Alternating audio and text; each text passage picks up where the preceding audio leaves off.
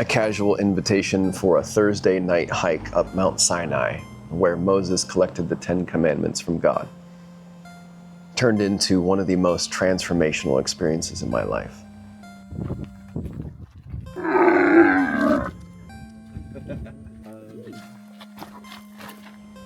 I didn't come down with the 10 Commandments, but I did come down with a very powerful message. So last night I had this dream. And that message is something that you need to hear too. Last week, everything was marching along just normally. Well, normal for me right now, which is living on the Sinai Peninsula in a small town called Dahab on the Egyptian coast of the Red Sea. You know, I've got goats as neighbors. I've got a camel who was running by this morning as I was doing my calisthenics exercises on the rooftop. So, you know, normal for my standards. So last week seemed like it was pretty normal. I had a scuba dive scheduled for Thursday. But then recently I met a friend who is known as Yellow Randolph. And he is a tall South African German man who is dressed always in yellow. From head to toe, every article of clothing, every accessory bag that he owns is yellow. And he reached out to me and said, "Hey, I'm gonna be climbing Mount Sinai. Would you like to go?" And I thought to myself, I'm not really feeling it right now. I climbed it 4 years ago when I first came to this part of Egypt. This friend reaches out to me and he says, "Hey, can we actually reschedule? I'm not gonna be able to meet on Friday because I'm going to Mount Sinai." And I went, "What? Hold on a second." I texted him back. I said, "You don't happen to be going with Yusuf, are you?" And he said, "Yeah, absolutely." Turns out he was gonna go on the same exact trip with this friend. They had met each other once, but they were not planning things together. For some reason, everything just kind of came together so as we were all aiming to go on the same trip. I took it as a clear sign and I said, "You know what? I think it's time for me to go back to Mount Sinai." I didn't know why. I wasn't particularly excited for the adventure, but I knew that the universe was guiding me in a certain direction. And with that group, we climbed. There was 2 other people. We went up, and one is a sacred tobacco pipe carrier, and so she invited us to smoke sacred tobacco as we were watching the sun come up the horizon, watching the mountains slowly change colors. And so I was excited for this sunrise to come. But as we started to climb up, we noticed that there was quite a bit of cloud. Enough to where I could feel the humidity gathering in my beard, softening it, thankfully, after this very dry weather here on the coast. But it was getting a little bit colder, and we were losing just a little bits of visibility. I wasn't entirely sure what to do with that. I mean, we weren't going to turn around and come back another day. If we weren't going to have great visibility for the sunrise, oh well, that's just what we get. And for me, it was a real practice of just surrender, letting go. Just as I let go and said, you know what, clearly the universe wants me to go on this hike, then clearly I'm supposed to be here when potentially we're going to have a cloudy morning and a less exciting sunrise. Finally, about midnight, we got to the last set of stairs, 700 steps, a pretty steep vertical climb. And this was a real practice in presence. Be in the body, be in the present moment, be in every single step. Because the mind wants to shut down before the body does. The body is incredibly capable at pushing through discomfort and difficult, challenging physical feats. The mind is the one that likes to give up. And so the invitation was to be fully present. With each and every step, just be present in the moment. I would have loved to have filmed it, but I wanted to be there, fully present, experiencing every breath, every step, every drop of sweat. It was challenging. It wasn't the worst hike that I've been on, but it was very challenging. Especially because it was, well after my bedtime, typically. I had taken a nap earlier in the day, but it wasn't really enough. So I was already feeling a bit fatigued, but it's like the energy of the experience and the energy of the place was fueling our climb up. And finally we got to the camp that sits just beneath the peak. And there's a whole collection of little shops and places where you can buy food and tea and Coca-Cola and quartz crystals and all kinds of little goodies for the spiritual travelers and pilgrims. Fortunately, you can rent a blanket for 200 Egyptian pounds, about $4. Thankfully, because it was very cold. There was definitely frost gathering on some of the carpets that were set outside for people to sit on. Our guide gathered us together and we prepared a meal. He got chicken and vegetables and rice. I just stuck with the vegetables and rice because I don't eat animal products. I ended up taking a nap after helping chop and prepare the vegetables. While he cooked, I had a little bit of a rest. And maybe about 45 minutes later, someone tapped me on the shoulder and woke me up, and I was coming out of this deep sleep. It was so peaceful, even though there was a group of, the Bedouin Arabic men speaking and kind of talking to each other. There was some, slowly there were some tourists that were starting to arrive, kind of the early bits of the morning. Well, I had I don't know if it was breakfast, dinner, lunch, and I was reflecting on the importance of this place. There's different aspects to the story, but Moses ascended the mountain to go and speak with God, and he saw a bush that was burning but was not consumed. He received a message from God, the I am that I am, this powerful awareness that essentially we all are God. We all are expressions of God. The words I am and their power, that whatever follows the words I am essentially creates and programs our reality, programs our unconscious mind. This is some of the foundation of the work that I do with my clients when I help them to rewire and reprogram their unconscious mind to live the life that they want to live. There was also, he led his people up into the mountains of Sinai in order to escape persecution. He stayed 40 days and 40 nights there, fasting. There's so much power and spiritual significance to this, the periods of time, the stories, the mythologies. I still wasn't quite sure why I was there. We ate our food and then we retreated to a separate, small, kind of more private little shelter. And we had a couple of hours to rest before the sunrise. We wanted to be there for twilight, kind of the pre-dawn where the sky starts to slowly change colors. And once again, I fell asleep in my rented blanket over me. And I was deep asleep very, very quickly. I was so tired by then. And then I was in the dream space. And I was standing looking over the valley that we had come to see. Couldn't see it at night because it was too dark. So last night I had this dream, I guess just now, that I was watching the sunrise, and this Arabic man came up to me and I asked him, "What's the magic? Why do I come here? What's the purpose for being here?" And he said, "The purpose is to meet Allah. And you, even Americans, can meet him too." And then I woke up. This was a dream? Wow. It says, even Americans can meet Allah. And you're standing next to a church. What do you say about Canadians? No specific messages about Canadians. Eventually, the rest of the group followed me. Nothing? But we climbed up to the top, and I thought, we missed it. We missed the sunrise. But then I realized, well, I don't think we can even see the sun because the clouds are too thick. And so there's a sense of, I missed it. We failed. We didn't time things right. My guide failed me. All of these patterns that were coming up of, I trusted someone and he betrayed my trust. I shouldn't have rested. I should have just stayed up and stayed vigil. I failed. I made a mistake. All these things rushed through my head. And then I had to say to myself once again, what if this is all happening for a purpose? What if this is the way that it's supposed to be? We get to maybe the second highest point on the peak, just beneath a mosque and a church.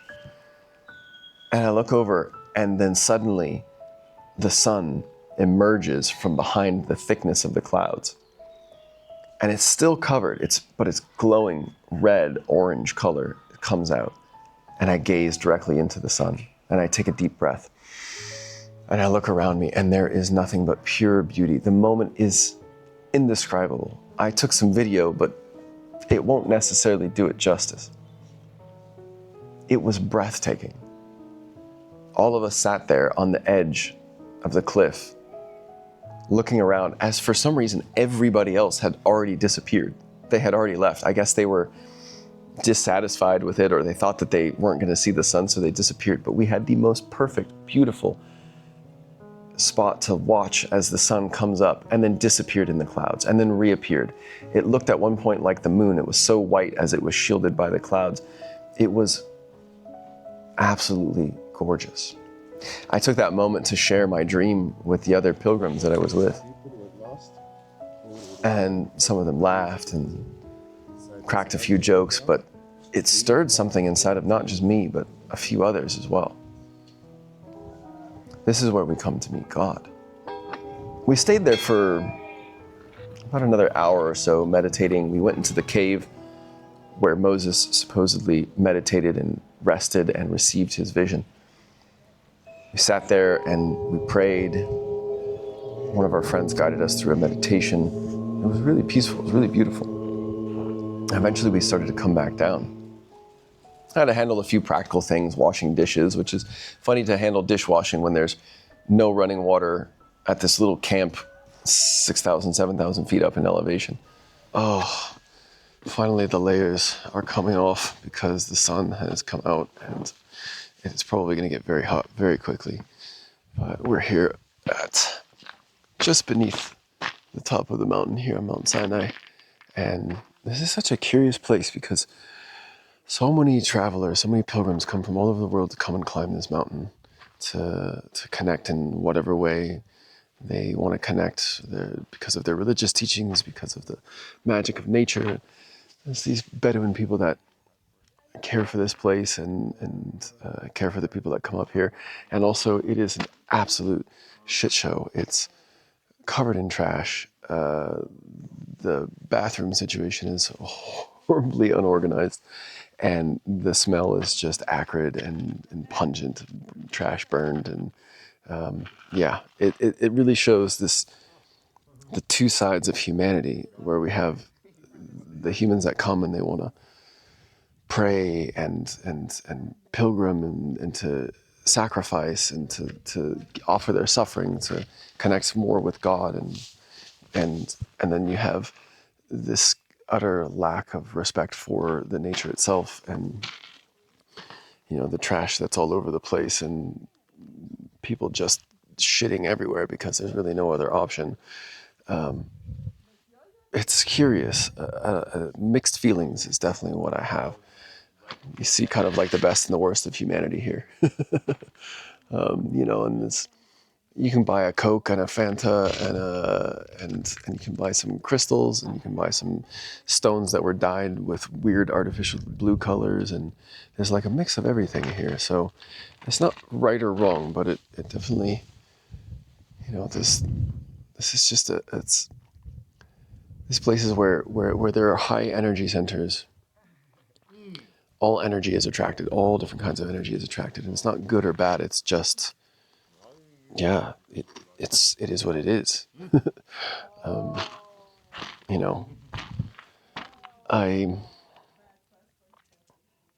grateful to be here. I'm grateful that people are taking care of this to some degree, and I'm grateful that we can easily come here because the original trip of Moses taking up the mountain and spending time up here in retreat is not an easy task. It was not an easy mission. And for us, it's just something that you can do in a day or half a day. You could probably you can ride a camel up if you wanted to. Not all the way to the top, but pretty close. And so, I come to these experiences and I'm always grateful, and it's almost a little bit, it's just an opportunity for me to observe, do my best not to judge, to be in judgment, just to really witness and observe. So we make the trek down and excited to get the body a bit warmer and then explore St. Catherine's Monastery. More beauty to be seen. So eventually we made our way back down, and the whole time I was thinking to myself, what does this mean? What did this dream mean? This felt so like it was shaking me to my core. What did this mean? And then I realized, as I'm descending, I practice a lot of tools and techniques: meditation, hypnosis, self-hypnosis, breathing techniques. I've worked with psychedelics. I've worked with ecstatic states. I've worked with spiritual techniques and technologies. praying and calling upon the energies of deities, angels, spirit guides. I've dabbled in it all. But there's something that has been the most difficult for me to do along this path, and that is just to simply pray to God, to speak to God. That's one thing I have not been consistent about. I've had tremendous resistance to. Perhaps it was related to my mediocre experience as a child with religion. My family wasn't particularly devout. We went sometimes, but I didn't have religion beaten into me, nor did I find a fondness up for it when I was a child. When I was in high school, no, really more into college, I started learning more about religion, and I became anti-religion. I thought religion was essentially the bane of all human existence. My thinking evolved eventually as I quit drinking alcohol and became more spiritual, and I realized that there is a God. I believe there is a God. I have almost infinite data points in my life experience, especially in these last 6 years or so, being alcohol-free, that I have been open to this energy that we can call God, consciousness, oneness, source, love, Allah. But prayer has always felt challenging. I don't know exactly why. Not only prayer has felt challenging, consistency has felt challenging. With an ADHD nervous system and a manifesting generator archetype, if you don't know your human design, I highly encourage you to check it out. It's something I do with all my clients. At one point we stopped, and this essence primary in my heart, this curiosity about this dream. And one of the women came over, and she's a coach for Tony Robbins' team. So she uses a lot of similar techniques to I do, neurolinguistic programming. It's very, very powerful stuff. And she walks over to me and she puts her hand on my heart. And I felt resistance in that moment, but I decided to lean into it. I didn't like that she didn't ask me for permission to put her hand on my heart. But I realized that there was something happening deeper than that moment of resistance. And in fact, it was related to the moment of resistance. I feel the energy in your heart, but it feels like your solar plexus is actually the one that's more out of balance. She was reading my energy points. And I resonated with this. I've been doing a lot more opening in my heart, but still was having difficulty around willpower, identity, confidence, strength, persistence. That's the energy that comes from the solar plexus, just beneath curve in the ribs in the center of your torso. And she shared a little bit of wisdom, and I opened my eyes when she was done, and I said, well, thank you, I appreciate that, but I want you to know, I don't like when people approach me and start to work with my energy field without asking for permission first. And in fact, as a practitioner and a healer, a guide, as you could say, I find it's very important that most people won't even be fully open to a transformation or a support if they're not clearly open. And she said, well, tell me a little bit more about the story that's behind that. And I could feel that she was kind of going into coach mode, which I had not specifically consented to, but I was there, I was ready, I saw what was happening, I could see the medicine in the moment, and I decided to lean in. So I said, well, I'm gonna ask my unconscious mind. So I asked this question, and the first thoughts that came to my mind I shared with her, which was, part of it is a story that I have to be available for whatever a woman wants to do or to give me, or to, if a woman is giving me something, then I need to say yes. That has shown up in sexual relationships, that if a woman wants to have sex, then I should want to have sex in that moment, even if I don't, even if it's a person that I don't really feel connected with. The deeper version of that is that when my mom needed emotional balancing, I thought that I had to be there to help her balance her energy.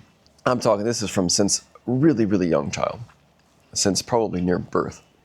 I've also had this awareness, and I said to her, I'm breaking a pattern by telling you that I wasn't satisfied with your lack of asking for consent.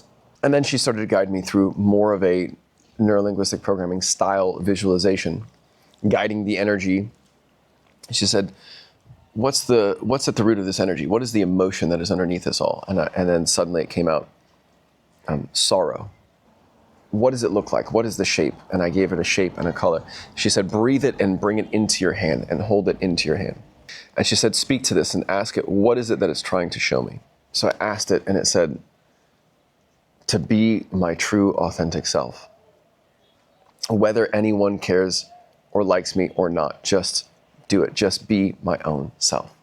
So then she guided me to send that energy away. And then I felt such a rush of emotion come up. I was crying. I dropped to the ground, to my knees, my forehead on the ground, which I later realized was essentially the Muslim position for prayer. I felt a tremendous surge of energy, almost as if I was doing a breathwork session or experiencing a psychedelic high. Like it was that much energy rushing through me. I dropped to the ground, I'm crying, all this energy is moving, and then I take a few deep breaths. I get on to my feet, but in a really deep low squat position, like a very primal position.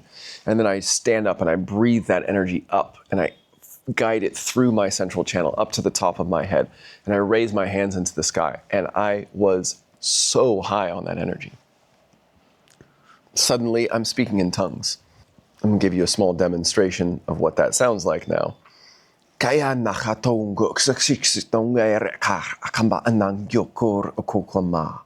I stood up and I turned around and I looked at this woman. And I, finished my last tears and felt the energy finally fading away. And she looked at me and she said, "Who is this person? Who is this powerful man that I just saw?" And I told her a name.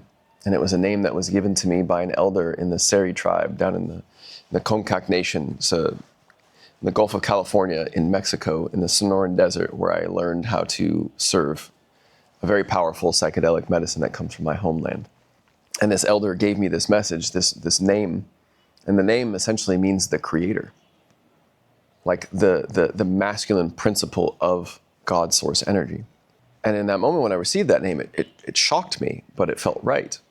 In the last few years, I haven't used that name because it feels like a sacred, special tool.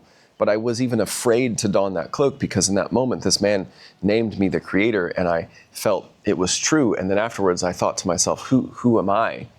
I'm not God. I'm not this powerful energy or force in the universe. But the truth is that we are all God. I am the creator of my own reality. Whew, just got back down from Moses Mountain, having some local herbal tea. Habak is a type of a mint with some rosemary and desert herbs. So refreshing.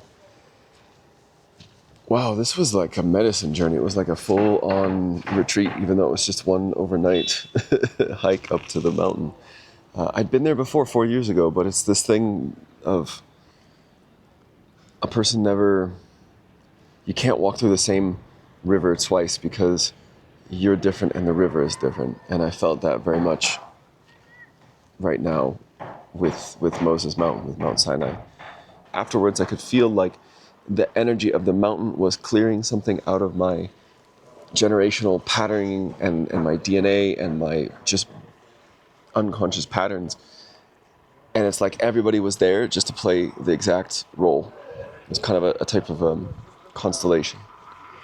If you're familiar with family constellations, it's like that, except completely sporadic, unplanned, unintentional, and just in the moment healing. And there's something for me about having the ability to navigate emotions, awareness, consciousness, the mind, the body that I have been able to develop over the last few years, that when these things come up, I can just, it's like sailing, it's like skateboarding or snowboarding. It's just like all of a sudden I'm on fresh powder and then I'm navigating through the energy of the emotions. I'm navigating through the energy of my body. I'm moving it, I'm guiding it, and I'm using it to heal deep patterns that have been plaguing me for my entire life. And then now the next step is the integration. We just had a nice meal, locally cooked food, fresh and vibrant, fresh tea with local herbs, the medicine of the sun. I've got my grounding sandals on, my feet are on the ground. And then we head back to Dahab and I get to have some time at the water, at the ocean. I could probably just like cleanse and rinse and go for a swim.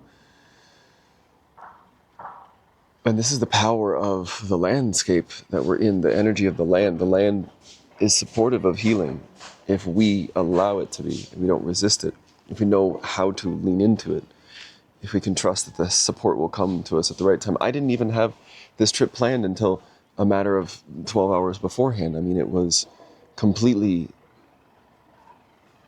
you call it synchronicity, coincidence, divine guidance, intuition guided me here. And speaking with the facilitator of the group, the tour guide who just took up the mountain, he and I have this same envision, like the same vision about the ADHD mind, human expansion, empowerment, embodiment, rewilding, getting the body back into its powerful state that we used to be in before generations of manipulation.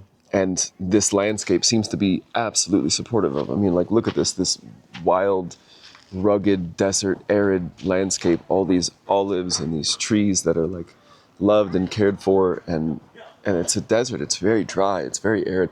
We went up the mountain and it was so cold last night. I mean, like, just an hour away, I'm living on the coast and it's sweating hot most of the days. But I was up here and I had to layer with almost every single layer of clothing. But this is the diversity in the landscape of this powerful place, the Sinai Peninsula, which makes sense because this is a place, it's holy land, right? And so there will be more of this. Now I've got connections and collaborators. I've got other people that see the same vision that I do. And what if this is your first taste, the first invitation to the upcoming invitation to come and do something like this here in this land, the Sinai Peninsula in Egypt, connecting with the Bedouin people, the power of the desert, respect for water, respect for the land, respect for the life that is so precious and also so fragile, respect for the body that carries us, that is this temple that we get to engage in life in, we get to play this game in, and also it is sacred and needs to be nourished and loved and cared for. And it can be pushed harder than we think, because it's the mind usually that is the first thing to break, not the body. The body is far more resilient than the mind is.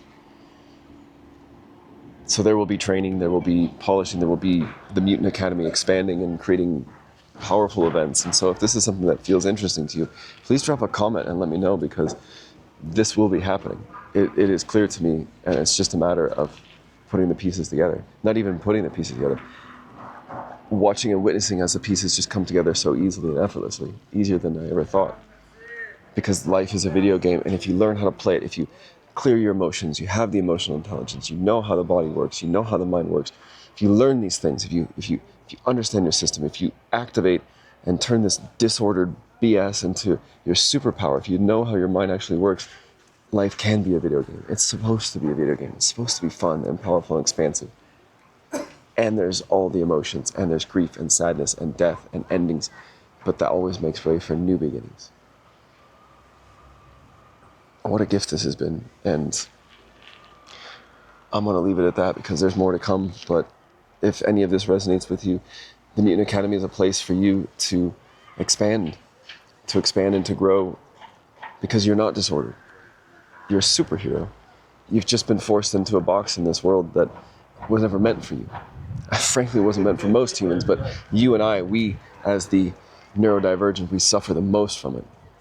But if we turn that suffering into our powers, if we awaken our mutant abilities, there's no limit to what's possible. So, greetings from the Sinai Peninsula, from St. Catherine, sacred and holy land. Mashallah. Be with God.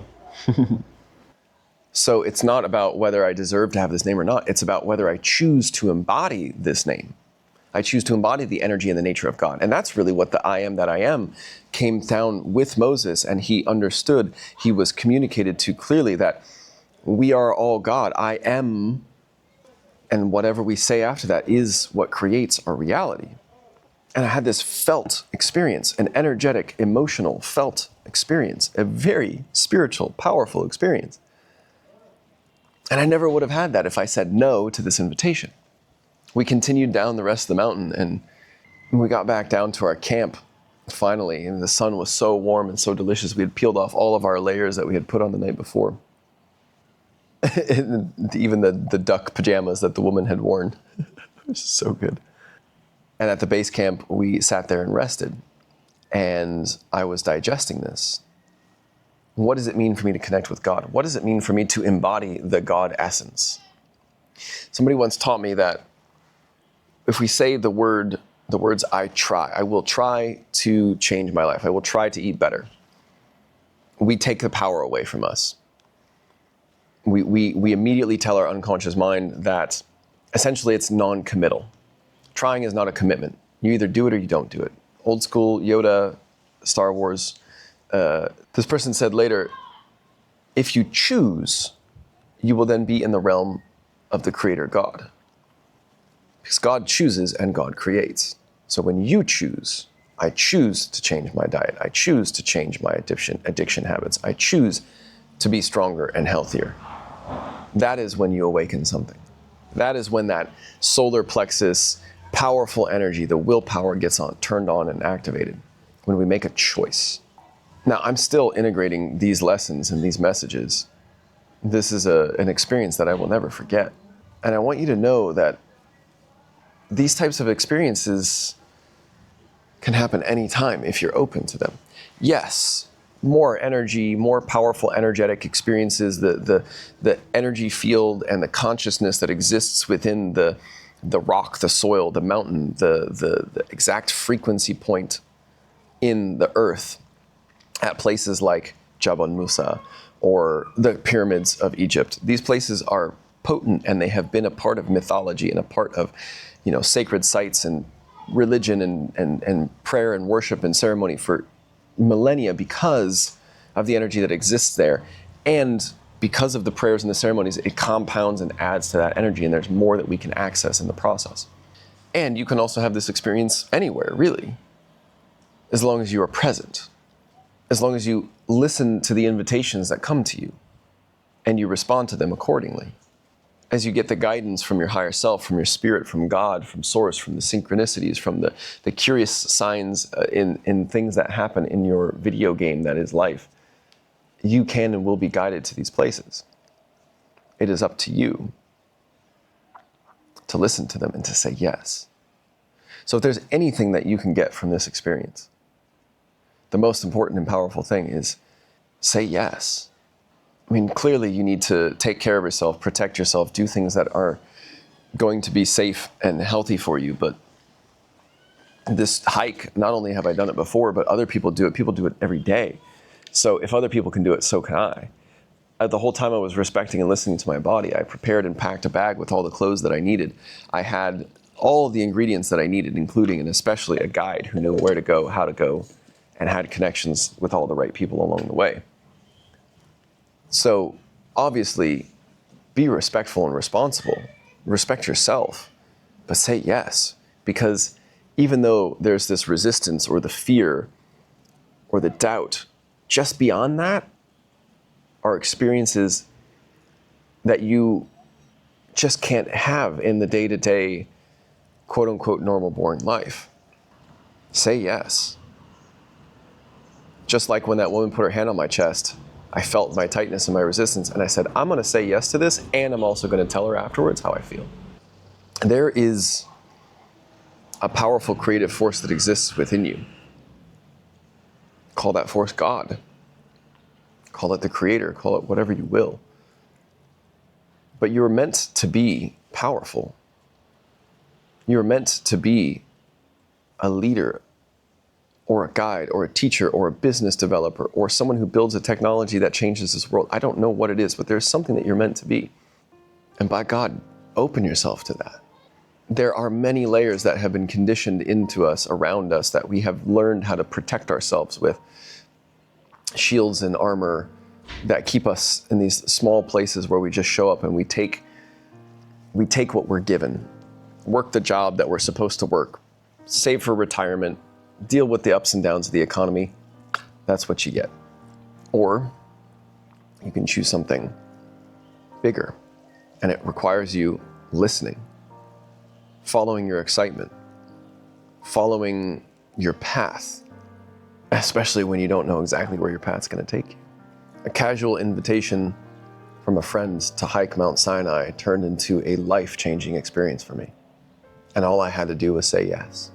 Where in your life are you saying no? Are you letting your fear, your doubts, or the idea that you need to be normal or do things like everyone else does, where is that preventing you from experiencing these life-changing, powerful moments?